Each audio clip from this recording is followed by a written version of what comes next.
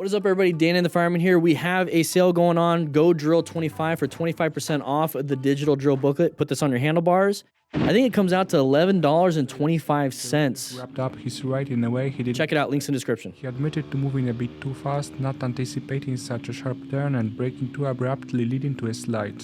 Okay. I think we just panicked. We just panicked. So it's a 125. I'm guessing because of the watermark. Did we have a malfunction of the bike or a malfunction of our skill set? Ooh, I like that. I like saying that.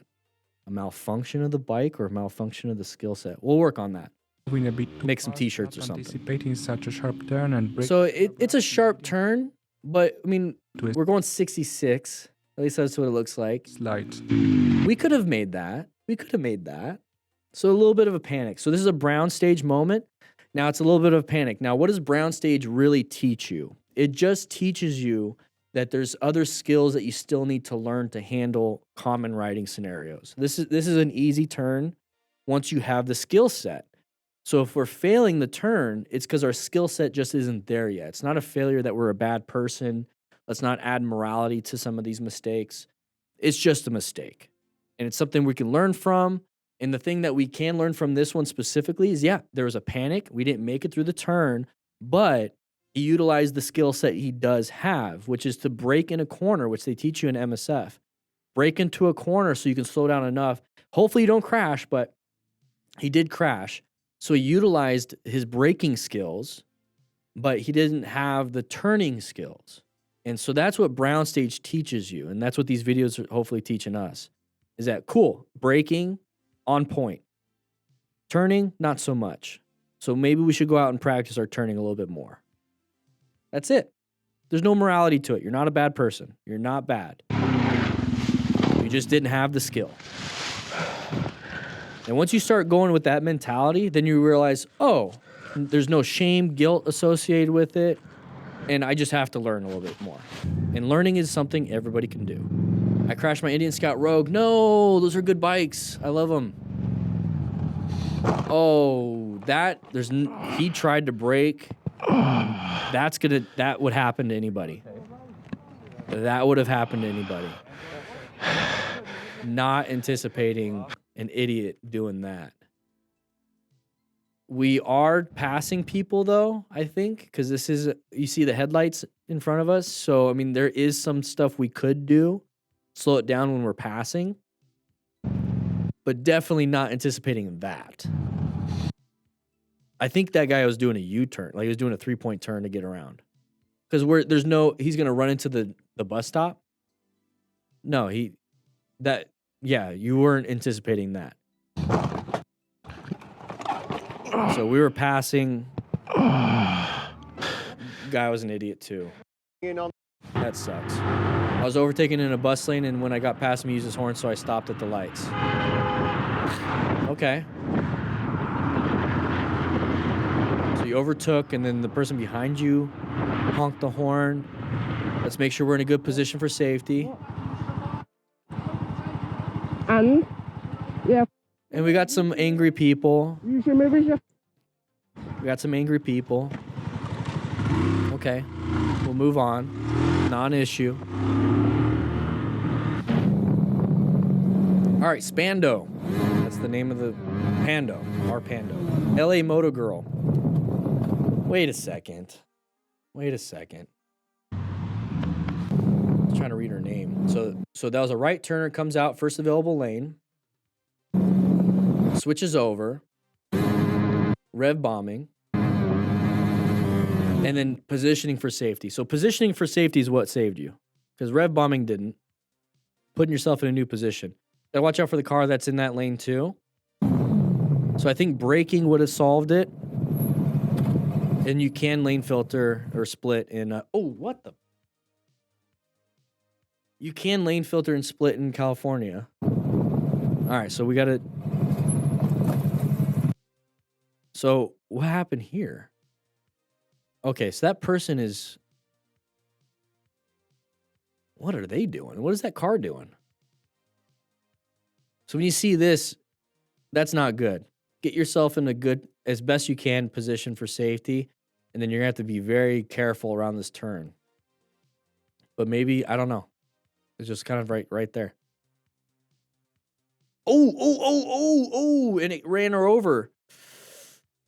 And she got back on the bike. All right, we're all good. I almost crashed her 2024 636. Oh, jeez. So he's got a Cardo. Oh, almost hit the pole. He's got a Cardo Pack Talk Edge, I think. It's a nice headset. Anyways, Ruroc, not so much. But we're coming up through here, going a little fast. We have a turn. We're going to go wide. And we had to straighten it up because we started looking for an escape path.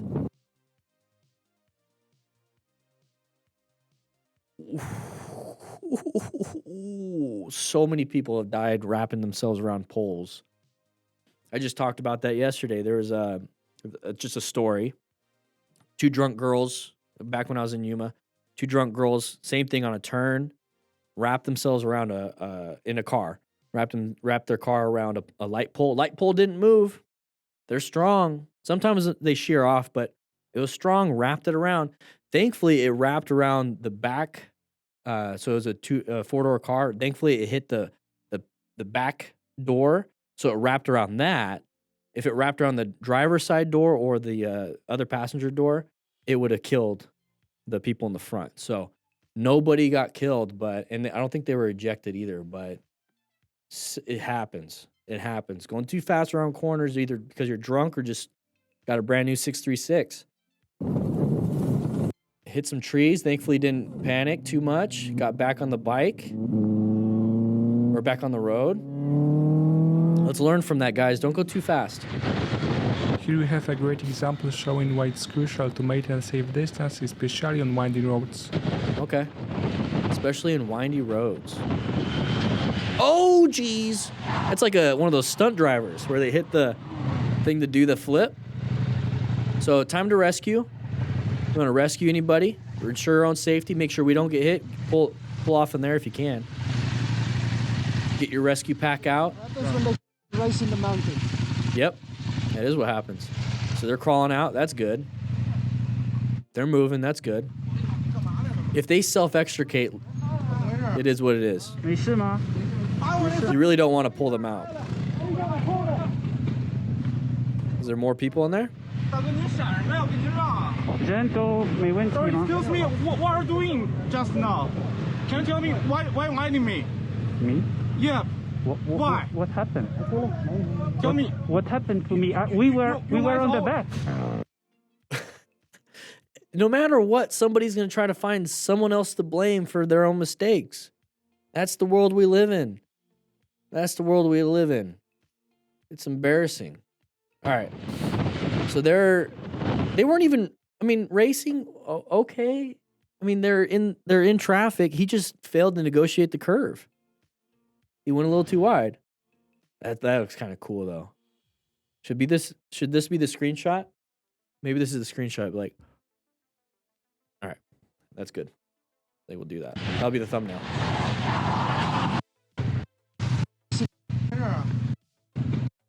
Me. I don't know, I just felt like doing it. It's probably not the thumbnail. Oh, what happened here?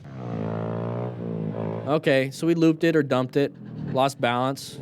Not a big deal. Hopefully our legs are fine. You good? Good. Legs are fine. Pick it back up. Hey, you're leaking oil, bro. Uh-oh, he's leaking. What is up, you guys, and welcome back to the Do we have our own after action? He's doing his own? Let's listen.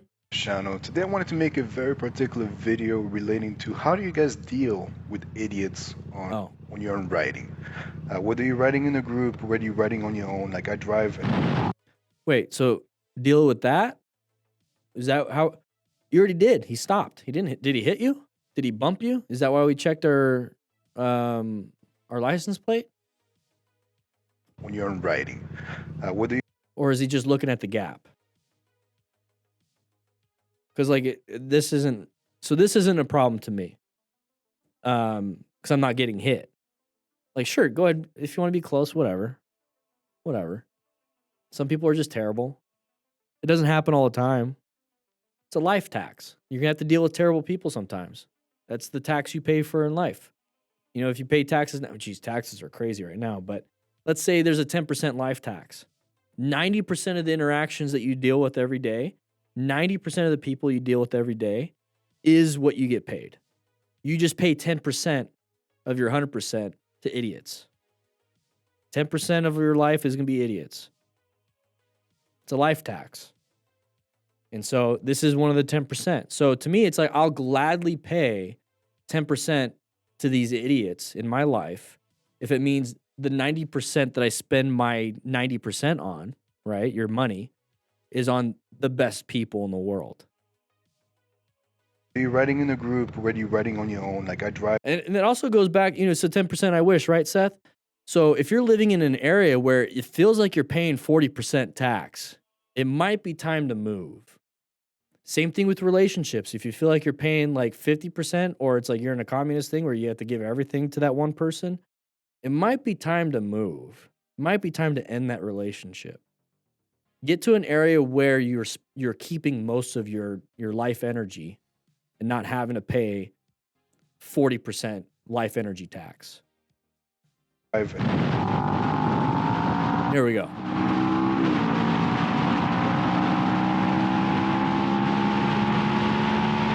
Okay, what happened? Crest of the hill. Oh, yep, crest of the hill. Crest of the hill. Didn't see the turn, but it wasn't even that scary of a turn. So crest of the hill, the road disappears. So right here, you can see pretty far on the road, right? You can see where the road goes. See where the road goes. Where'd the road go? Where's the road? It's like right there at the edge of like a cliff, it feels like. That's the crest of the hill. It's a blind vertical turn. You don't know what's on the other side. There could be sheep. There could be a sharp turn. There could be something that's why hopefully signs are there. But I didn't see any signs. But I mean, the road's right there. Now you can see how far the road really goes. So we panicked. We panicked. Go for the turn. Target fixate over here. We panicked and we started target fixating here. Go here. There you go. Target fixate on the solution.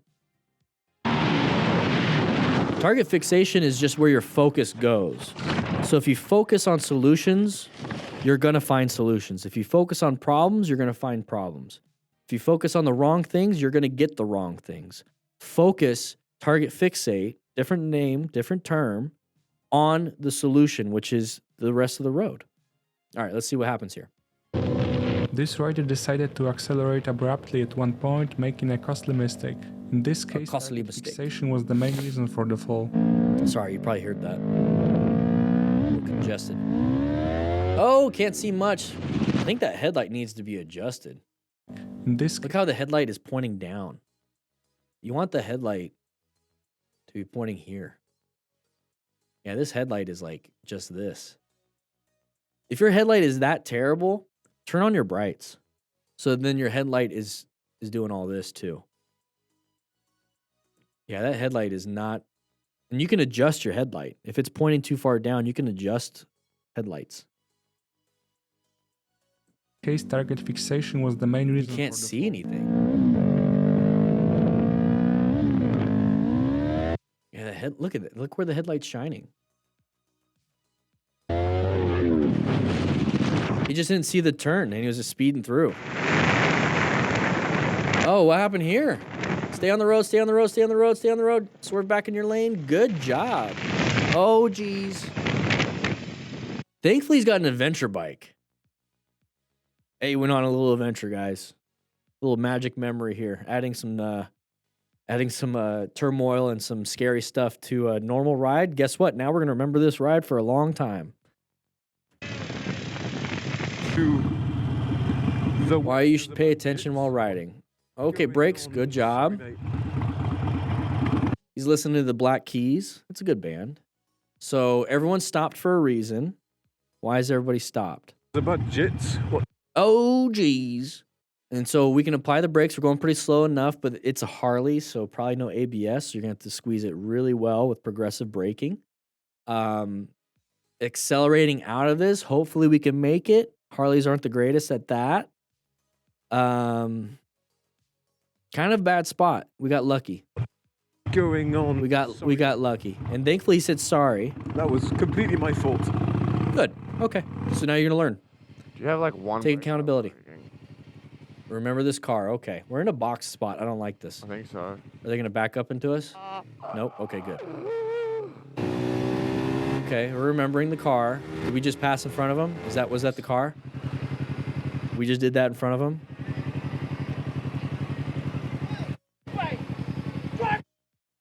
I can't hear ya.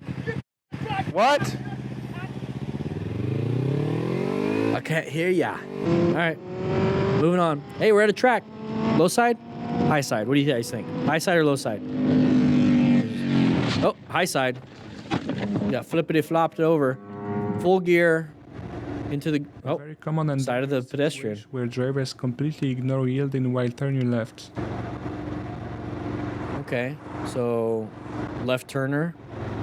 We're going slow enough. Whoa, that one. So the first one, we're going slow enough on. Remember, we're in orange stage prepped and... Was I standing in the way? So orange stage prepped and ready.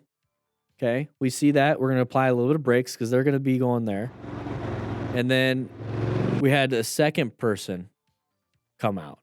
And so at this point, it's like, yeah, we're applying the brakes and slowing down, so we need to now accelerate out of here. Code Blue Cam, how you doing? Been watching your stuff a lot lately. Same thing with Donut Operator. Good to see you in the chat. Quacker. You're doing well, man. Saying, oh, squirrel. Moral squirrel. Yeah, try not to hit the squirrels, but if you have to, okay, it's a small object. There we go. It's a small object, and if you have to, run them over. Try not to swerve and slam the brakes, because then you're going to run into your own issues. Some people had to layer down. They'll accidentally lock up the brakes or swerve into oncoming traffic or swerve off road to avoid that little guy. If you have to, run them over. If it's a dog, no. If it's a cat, yeah. Just kidding. Anything bigger than that, try to avoid, because it will mess up your turning and kind of like jump your front tire. But little guys like this, you won't even feel it. They won't feel it. At least I don't think so. Moving on. What was that? Let's see if I can pause it.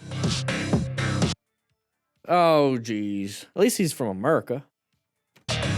Almost hit that squirrel. That would have been bad. Took my new bike out for its first time in the dirt. Doing good, binging stuff. Nice. Thank you, man. Okay, what do we got here? Oh, it hit probably some mud. A little muddy area. Lost some traction. Down on the ground. Hopefully had a full face, because he probably did hit his head right there. He's got some climb gear, I can tell. I got the Climb Marrakesh jacket and pants. Love them. Okay, the music. Robert Sierra. Intersections, orange stage, prepped and ready for anything.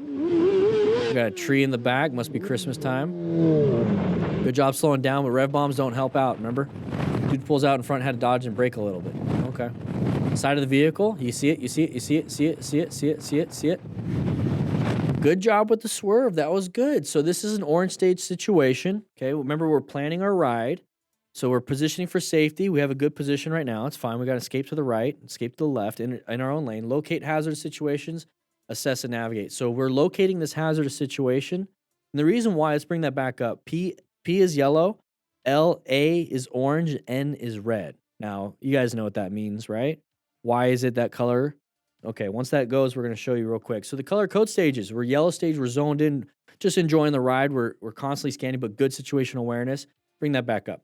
Orange stage, we specifically identified something, so we're covering our front brakes, we're finding escape routes, we're actively like going through scenarios in our head real quick. It's like, if I have to, I'm going to swerve there.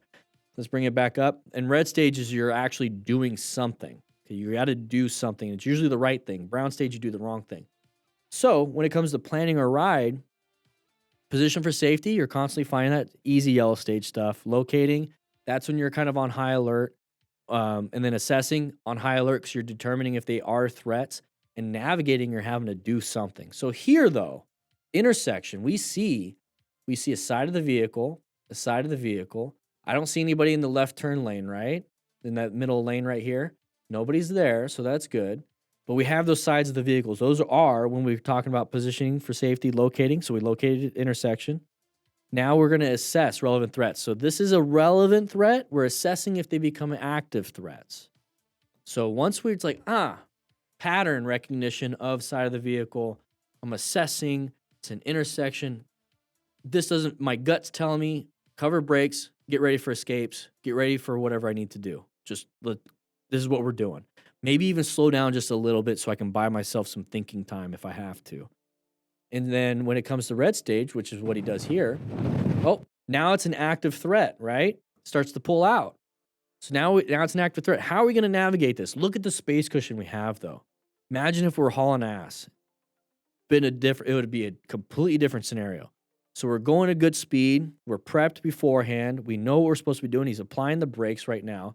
We have an escape on the shoulder to the right. We have an escape in our lane to the left. And we have an escape into that turn lane to the left if we need to. But that kind of puts us in a dangerous spot. So we got swerves. We got brakes we could do. We can accelerate if we have to. And we know what left turners do. They just get into their lane. Hopefully, right? They continue going. They don't just stop in our lane. Hopefully they get into their lane or stop right here. So with all this information, what do? They're in our lane. So we're going to go ahead and swerve to the right. Get ourselves into a brand new position for safety. So right now, once again, what do we do for position for safety? We make sure we get ourselves a good line of sight. We have a good escape path, at least one. And then we have a good space cushion to the front, sides, and hopefully to the back. That's hard to get because people can take that. So right here, we just put ourselves in a new position for safety where we have great line of sight. We can see what's in front of us, where we're going, right? That's also can be our escape path. So we got one line of sight, one escape path. Space cushion is still good. They're going to continue going this way. So our space cushion to them is still good. Our space cushion over here is still good. So we just put ourselves in a brand new position for safety. But since we did that, we're not done, right? Because when it comes to the plan method, it constantly evolves. So now we got to locate new hazardous situations. What's the new hazardous situation? We're still kind of in it. Okay, assessing relevant threats. Looks like there's nobody going to be a relevant threat because I just provided my own safety. There's no one else unless this guy immediately switches it in reverse and it can reverse quick. There's nobody else turning left from where he came from. And so do I have to navigate anything? Well, I'm still kind of in the situation, so I'm just going to navigate myself into a new position for safety up here by going to that new position. So all this stuff goes through my head. And then now we're in a new position for safety before we caught fire. So now we're going to do the plan method again. So are we in a good position for safety? Yes. Good line of sight. We got escapes here. We got escapes here. We can do whatever we want. We have amazing space cushions because there's nobody here. Are we locating any hazardous situations? I don't see any. Assessing irrelevant threats. I don't see any. I don't have to navigate anything. So we're now in a brand new position for safety, and we're back into yellow stage. We're just zoned in looking for the next thing. And that's it. Sounds like a lot, but you practice it. And you can practice this by just going for a walk. Go for a walk. It's like there's a curb there. I'm going to give myself some space cushion away from the curb. I don't want to fall into the street. Hey, there's a road surface hazard. Pretend there's rocks and stuff. So I'm going to go ahead and position myself around it. I'm not going to step in dog crap that's on the middle of the sidewalk. You know, just have fun with it. Treat it like a game. And then when you get on the bike, it just becomes natural. Here we go. Kyle, side of the vehicle, just kind of hanging out. Good job, moving over. Same thing. Same thing. Not your average squid. A gentle reminder water on the road. To avoid sudden braking on painted lines, especially in such challenging road conditions. Yeah, painted lines and wet. Oh, lost a little traction on that painted line. Was able to keep it up. Very good. What is he listening to? Cabin Fever by CO something. Interesting. Good job, though. Stalled, restarted it, moved on. Roundabouts, orange stage. A little prepped for anything that could happen. Like a side of the vehicle, which is typical. We're going to move on.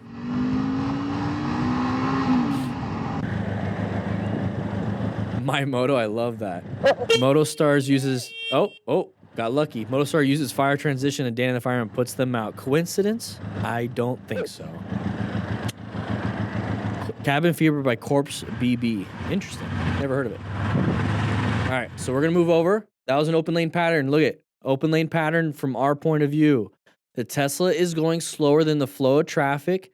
The other lane is moving. We're switching over. We are going into the open lane.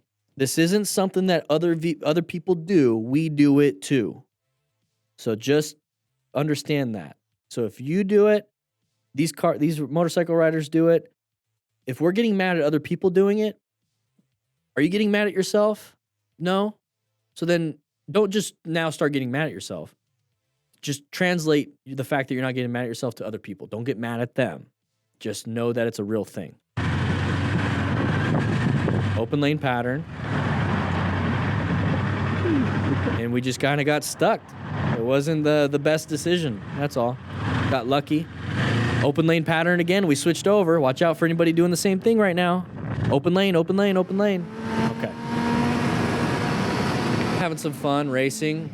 Somebody crash? Doing a U-turn. Oh, geez. Practice your U-turns, guys. Practice your U-turns. We have a sale going on right now. 25% off. Go Drill 25 for the Smart Rider drills on your phone. You can practice your U-turns. It's easy to go fast and straight. It's harder to turn, especially slow speed. That was the Karen haircut of all Karen haircuts. Did she say slow down? Look at that hair. Look at that hair. I don't know. Look at that hair. Good for her. She a peacock? All right.